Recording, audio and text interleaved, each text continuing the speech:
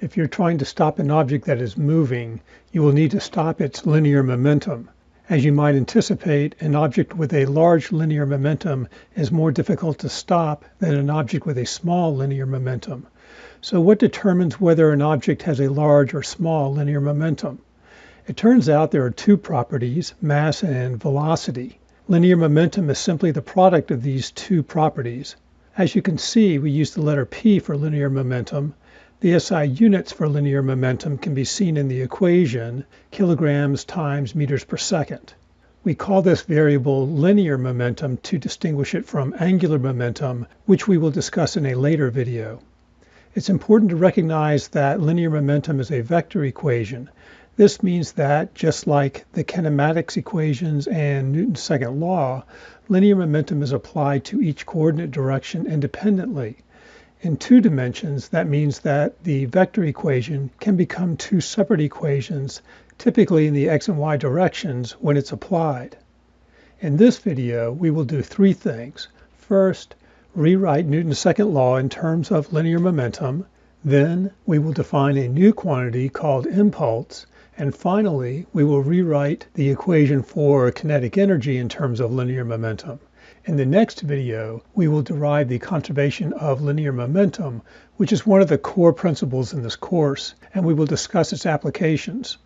Okay, so let's move on to task 1, rewriting Newton's second law in terms of linear momentum.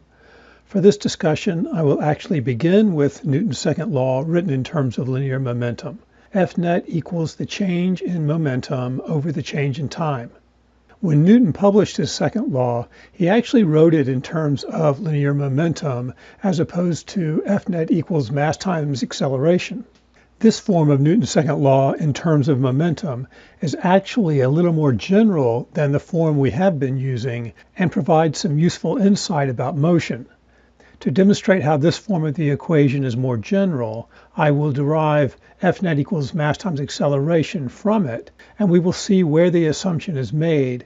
So starting with F net equals delta P over delta T, and then substituting in that linear momentum equals mv, if we now assume that the mass of the object doesn't change, then it can be factored out of the delta like this. And now we can replace the quantity delta V over delta T with acceleration.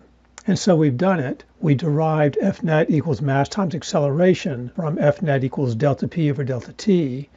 And recall in the process, we made the assumption that the mass of the object is constant.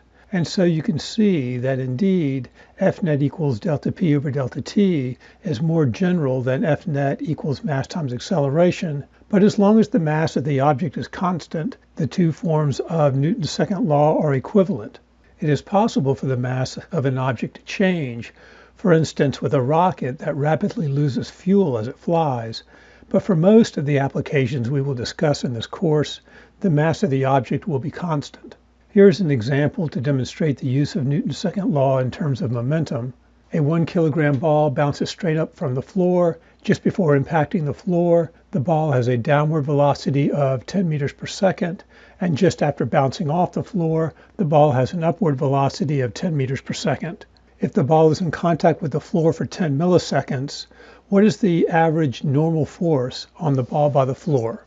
We will follow the usual procedure for applying Newton's second law. First, draw a force diagram of the ball. So here's the ball with the initial and final velocities shown. And while the ball is in contact with the floor, there are two forces, the normal force and the gravitational force. And we should also define the coordinate scheme. The next step is to write down Newton's second law. This time we will use F net equals delta P over delta T. As before, we can then apply it in the x and y directions. In this problem, all of the motion and forces are in the y direction, so we just need to apply it in the y direction. And then we can expand the delta P to final minus initial and replace the momentum term with mv, and we can factor out the mass to clean it up just a bit. And so that's the right side of the equation. On the left side of the equation, we can recognize that the net force in the y direction is the normal force minus the gravitational force. And then we can solve this for the normal force and plug in values to find that the normal force is 2010 newtons. So notice how much greater the normal force is than the gravitational force. The gravitational force, mg, is only about 10 newtons versus 2010 newtons for the normal force. It's actually quite typical for the force that results from a collision like this between two objects to be much greater than other forces that may be acting on the object, like gravity or friction. It's an important concept, so I'll make a note of it here. We'll need to make use of this fact in the next video when we discuss the conservation of momentum. Now let's move on to the second task, which is to define impulse. The definition of impulse starts with the momentum version of Newton's second law.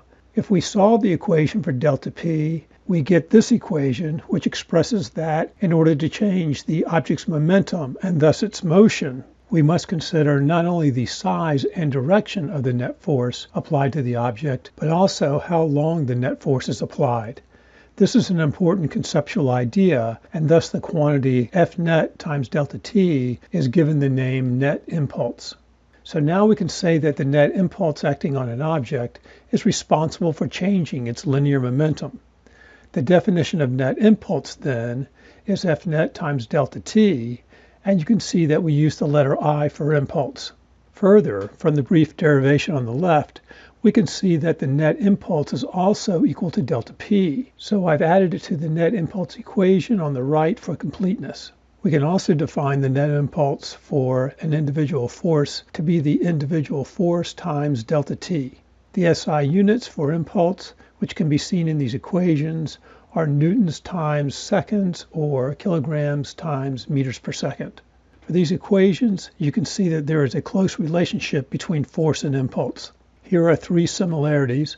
First, just as an individual force can be added up vectorially to calculate the net force, the individual impulses can be added up vectorially to calculate the net impulse.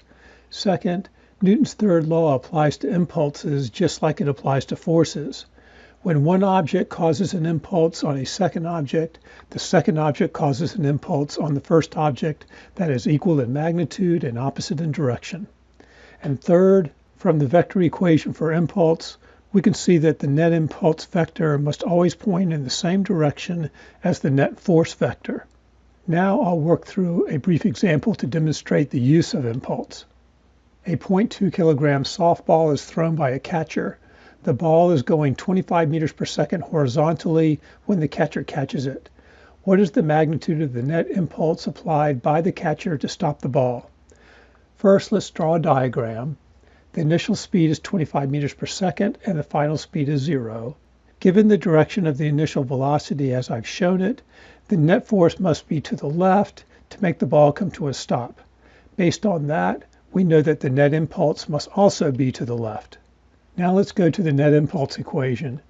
We can calculate the net impulse with either F net times delta T or delta P, depending on the data that is available. For this problem, we know about the velocity and mass, so that will allow us to use delta P. All of the motion is in the x direction, so we just need to look at the x components of these variables. I'll also expand delta P so the equation becomes this. We can then replace each momentum term with mv. The final velocity is 0, so we can zero out that term, and then plugging in values, we find that the net impulse is negative 5 kilograms times meters per second. The fact that the impulse is in the negative x direction is consistent with our diagram, though the problem didn't provide a coordinate scheme and just asked for the magnitude of the net impulse. So the final answer is just 5 kilogram meters per second. So that was impulse. And now the last thing we need to do in this video, which will be brief, is to rewrite the kinetic energy equation in terms of linear momentum. Let's start with the equation for kinetic energy as we already know it, and then to the side, I'll write the equation for linear momentum and solve it for velocity, and substituting that into the kinetic energy equation gives us this result, which simplifies to the equation for kinetic energy that we're looking for. These two forms of the kinetic energy equation are equivalent. We simply use the one that is more convenient given the variables involved. And now that brings us to the end of this video. In the next video, we'll discuss the conservation of momentum, which, as I indicated, is one of the core principles in this course.